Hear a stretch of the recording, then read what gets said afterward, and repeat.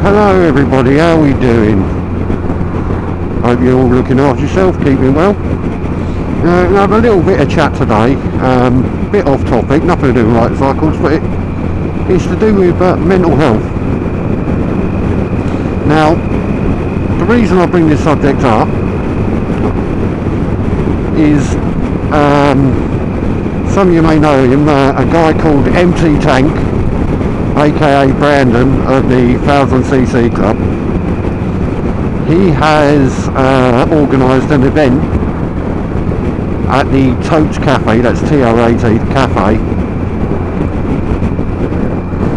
for mental health awareness in August.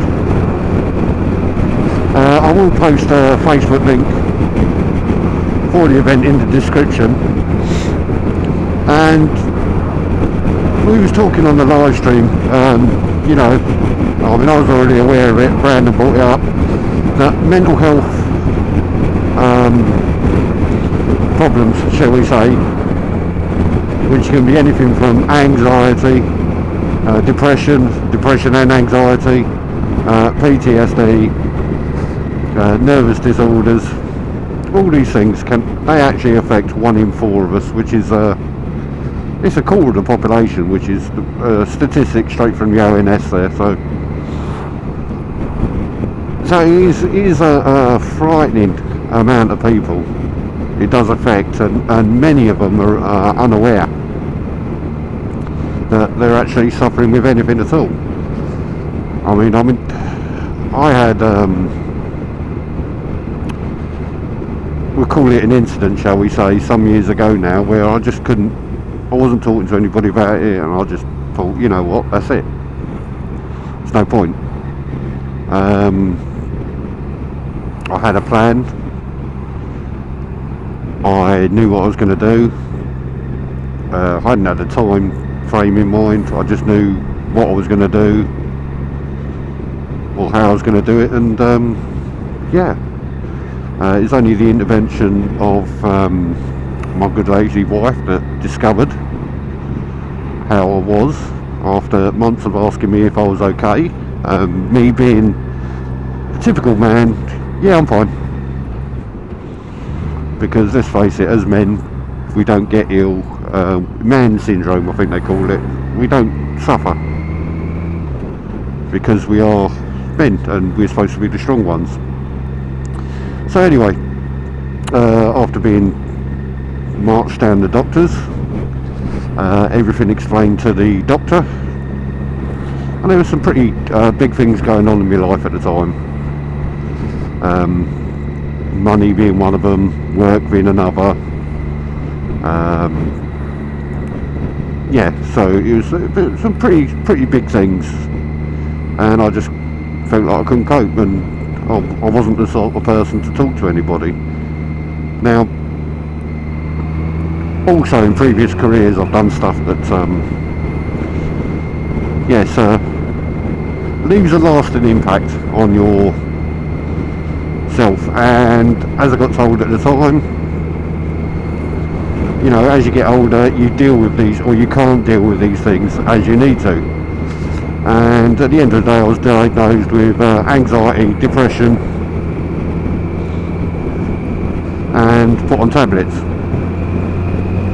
which I stayed on for a while. I did some counselling and I did the usual thing, no, I'm alright. So I stopped the counselling. I must be sat up on the motorway, all these lights coming this way, wow.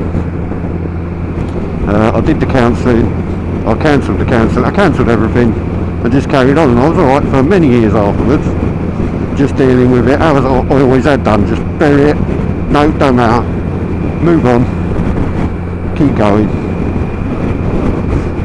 until a couple of events really did affect me quite badly. One was, we're going to call her my stepdaughter. She was going through some stuff and she committed suicide.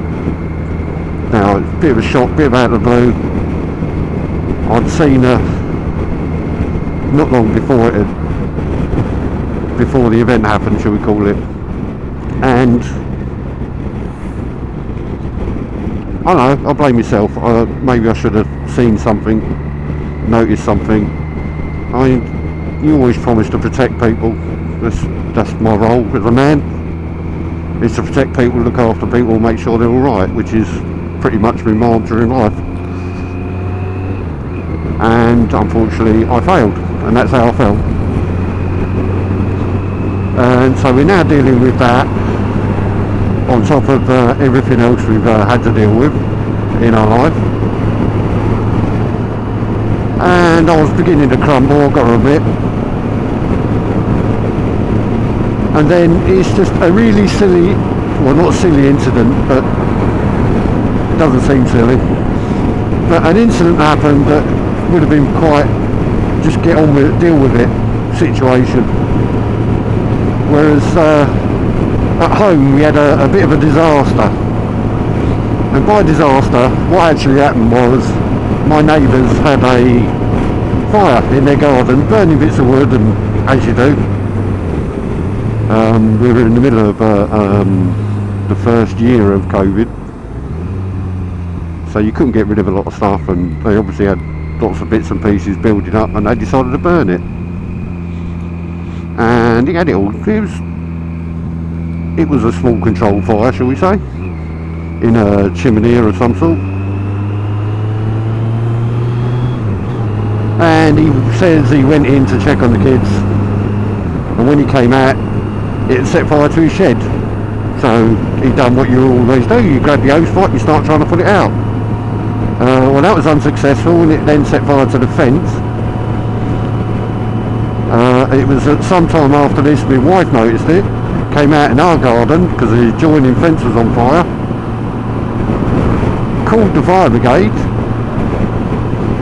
and proceeded to try and fight it with a hose pipe. By this time quite a few of the neighbours had come out with the hose pipes trying to fight off the fire. But to cut a long story short, my wife did get burned, did suffer with sunburns. When the fire brigade turned up, they said, it's a bit too hot for you here, love, you better go stand out the front. And the 3 sheds I had in place there were well alight at that point. Now, the 3 sheds were divided up into gardening stuff, with a fridge freezer full of food. Another one was my gardening equipment stuff, which was like lawn mowers and hedge trimmers and strimmers. And then the other shed was like all my tools, every tool I've ever owned, for the cars and motorbikes, and including all the parts and bits and pieces I've gained over the years. Ooh, slippy. Whether they be specialist tools or just cleaning equipment, stuff, rags, oils, brake cleaners. And they went up, and I lost everything out of 3 sheds. Which, okay, all these things can be replaced because it's not the end of the world. They're only items, possessions. But when the fireman turns around and tells you the fire was that hot, it's melted the guttering on your house, and had your wife and the neighbours not been there with their hose pipes, you would have lost your house. Because once the guttering starts melting and going up, that's the fire in your roof, and basically they've got to tear your house to pieces to put the roof fire out. Now, as you can imagine, that affected me somewhat, and that triggered out or exacerbated, shall we say, any anxiety and depression I was already suffering. It started to bring up memories of stuff years long gone by, and yeah, traumatic stuff. And I ended up, obviously because of my history, the wife marched me down to doctors again. And after several very long chats with the doctor and various counsellors and people, they've actually said now what you've got now is PTSD. It's post-traumatic stress disorder. Now anybody can get that. If you experience enough traumatic events or a very severe traumatic event in your life, it can affect you and you can have flashbacks, unpleasant memories from it, and it can be triggered as simple as little things like smells or newspaper stories, and you have to try and deal with it. But anyway, that's my story, and I've got to say I'm actually inspired to do this by another vlogger. He's a new vlogger, bless him. His name is MTBelly, and he put up about his own troubles that he's having or has had, and how motorcycling has really helped him. It's helped him so much so, I mean, at one stage he couldn't go out the house or anything. He suffered that badly with it that he couldn't leave the house.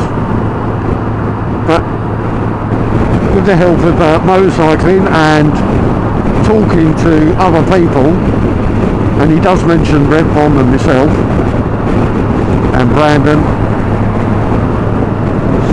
by talking to us, he's not alone, and he actually made it out of the house with his wife Tina and his daughter Kira, and he came all the way over to the Super Sausage from Norwich, or Nottingham, sorry.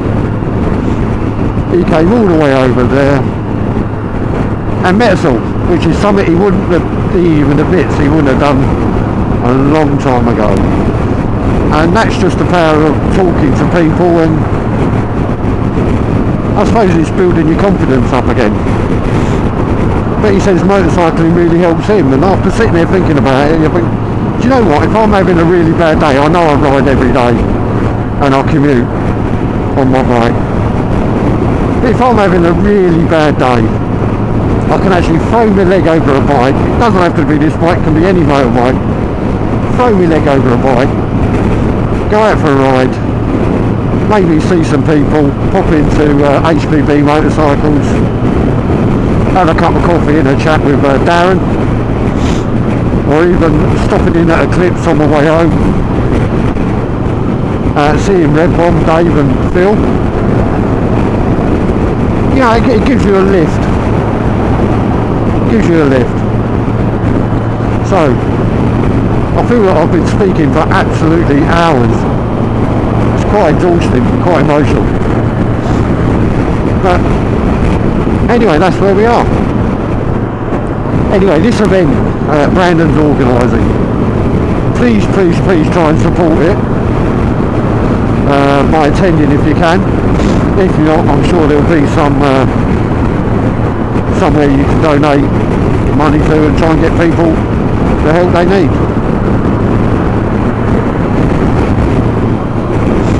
Anyway, bit of a downer today, so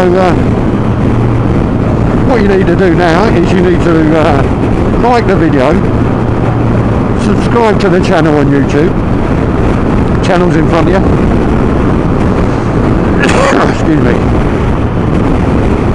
hit that notification bell so you can hear me tell more depressing stories, or I might tell some funny ones one day, but if you don't hit the notification bell you'll never know.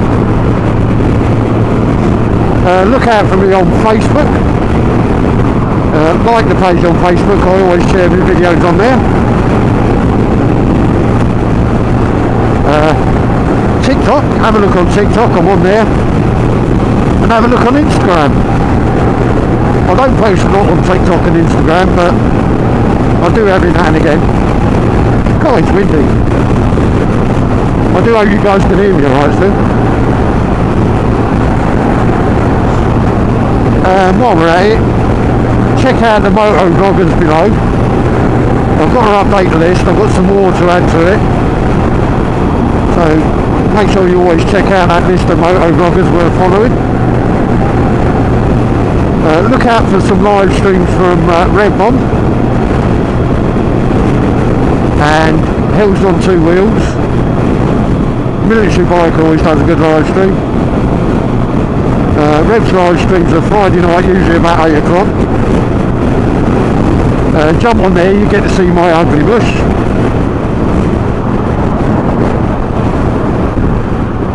So yeah, jump on his live stream on Friday night about 8 o'clock. Red Bomb, you get to see my ugly bush. And all our ugly bushes actually. Military Biker does his a bit sporadic, and Hells on Two Wheels, he does a weekend hangover. Usually on a Monday night. Is there a fire over there? Smells like it. Now that's one of the smells that, yeah,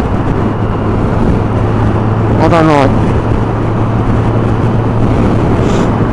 Yeah, so anyway, look out for us all on the live streams and Facebook and blah blah blah blah blah. So you look out for us all. Look out yourself. As I say, keep it rubber side down, shiny side up. And I'll speak to you all another time. Take care, all the best. Bye for now. Bye bye.